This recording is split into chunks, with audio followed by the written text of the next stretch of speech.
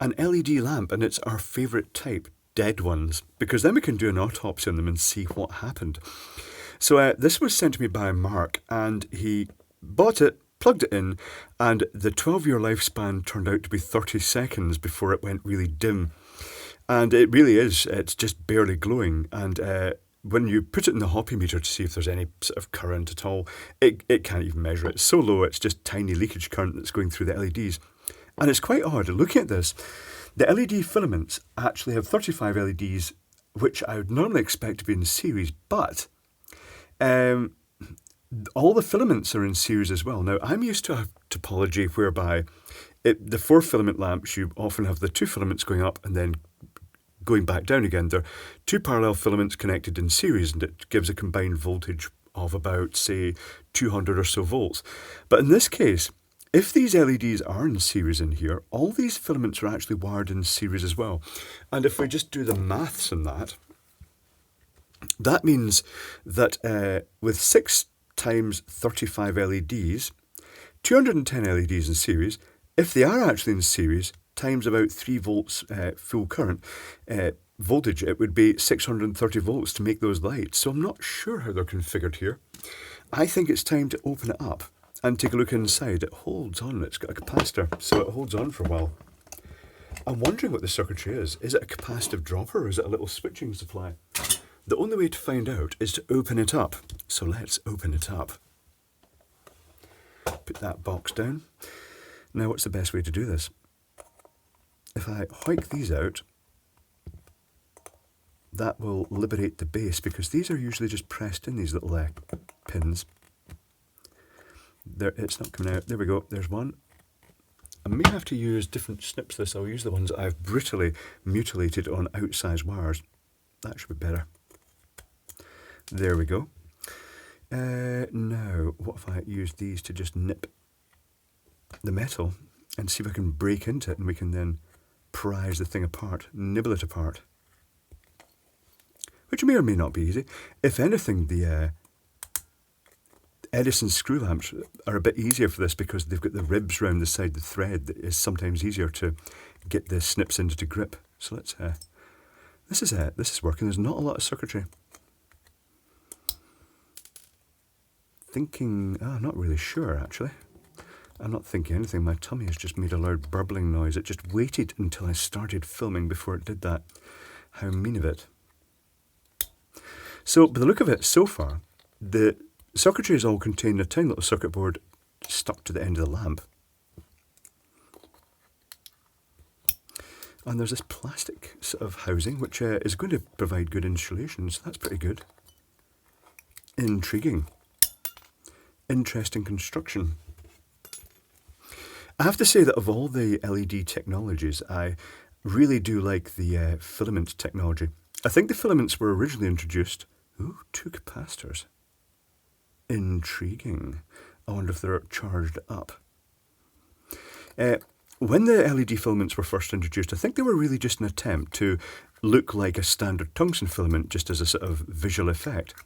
But in reality, it's turned out to be the best way to do LED lamps, because when you run 30 or 35 LEDs in series, and you have one filament going up, then one going down, it just makes a nice round figure that is either a single filament for 120 volt use, or 2 filaments in series for 220 volt use, or 240 volt use. And that it means that the circuitry is very simple. It's a really good way of running the LEDs, and they're run at low current. This is not revealing an awful lot, so let's nibble into the plastic. Oh, that's better. Here is the circuit board. What do we have here? Let's lift these capacitors up a bit. I'm seeing silicon goop. Oh. I'm seeing what looks like a standard current regulator here. It looks like the standard arrangement whereby it is a component that acts like it's a sort of a very simple linear current regulator that as the you program the voltage with a resistor, and it just acts as a variable resistor that fluctuates up and down with the sort of voltage difference and keeps a constant current going through the LEDs. If that's the case, I'll tell you what, I'm looking at this and I'm not seeing a lot of solder around some of those resistors. Right, tell you what, I'm just going to take a closer look at this. Well, this is fascinating. I've never seen this circuit configuration before, and it does operate at high voltage. Inside this lamp, it goes up to, across these capacitors, about 670 volts on a standard UK supply. So here's what's happening. One of the supply leads comes in, it's a white lead, and one comes in through this resistor underneath this black heat shrink. And the resistor value appears to be 22 ohms. And initially I was suspicious that maybe that had failed, but it's not. It turns out that one of the LEDs in here has failed, and that's causing the problem.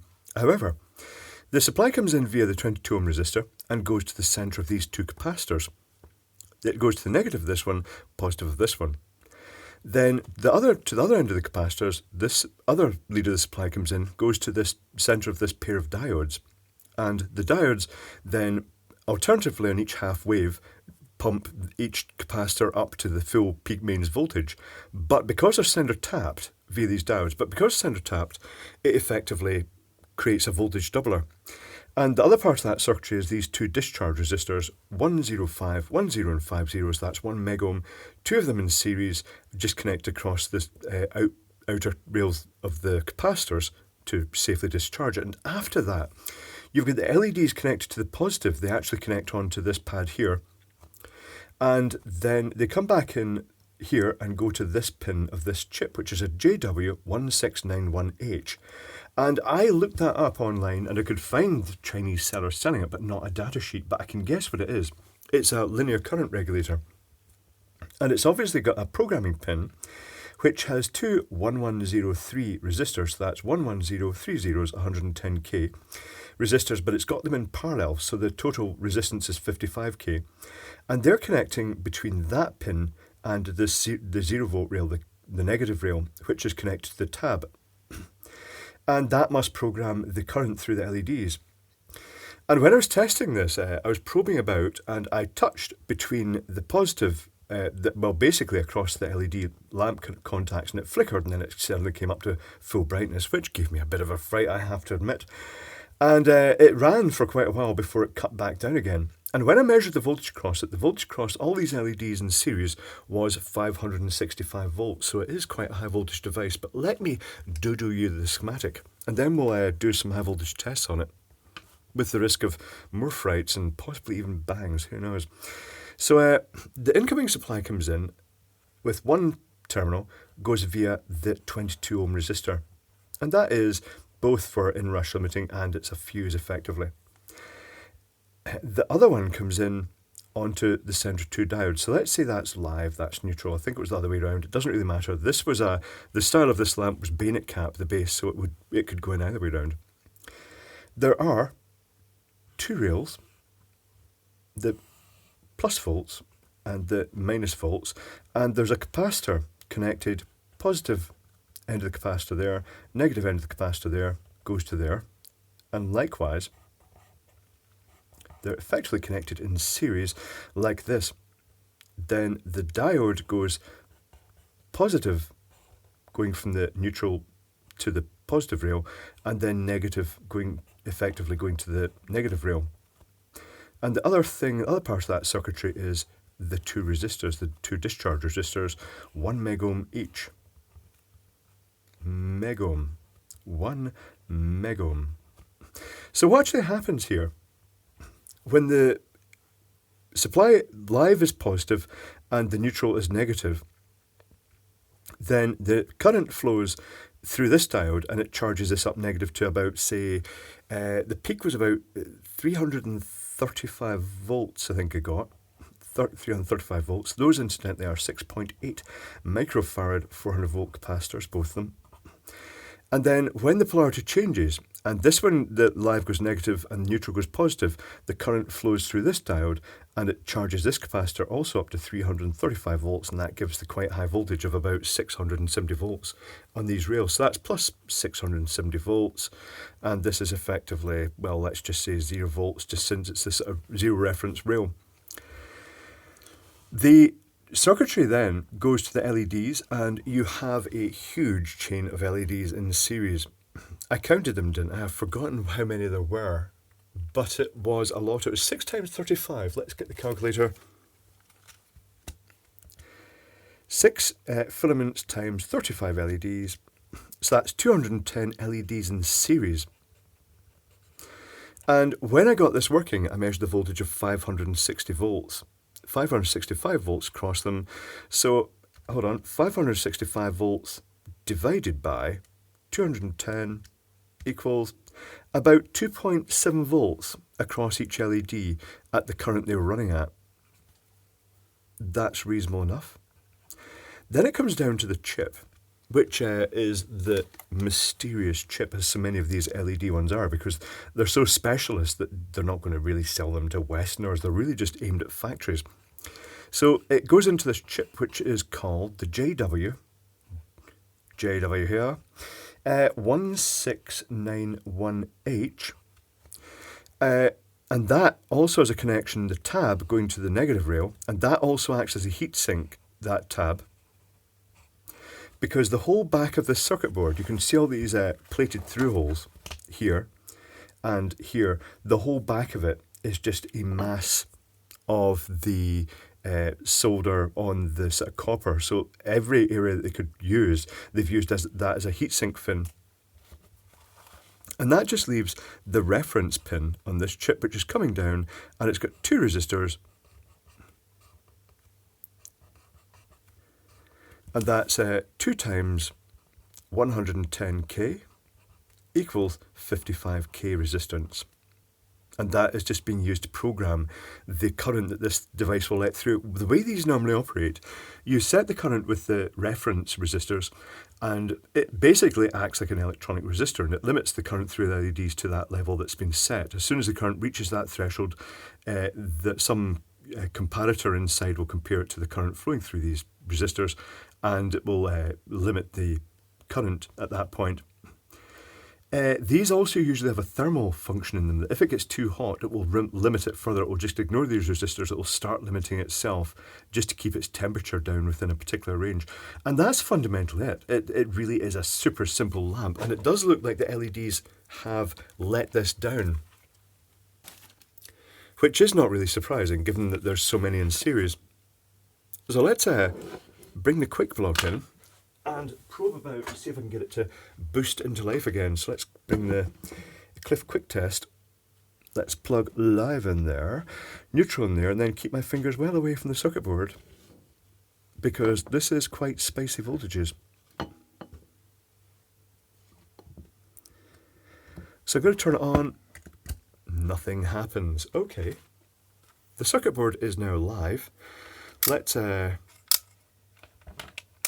set this to 1000 volt range. Let's bring this over here and gingerly probe about. So I'm going to put the negative on here and touch this onto the positive supply, and there is the 670 volts, quite spicy. If I then go, oh, how am I going to do this without actually blowing myself up? If I then, the LED filaments are flickering. How am I going to do this? If I try and get on this lead onto here without it slipping, which would get quite dramatic quite quickly, and I put it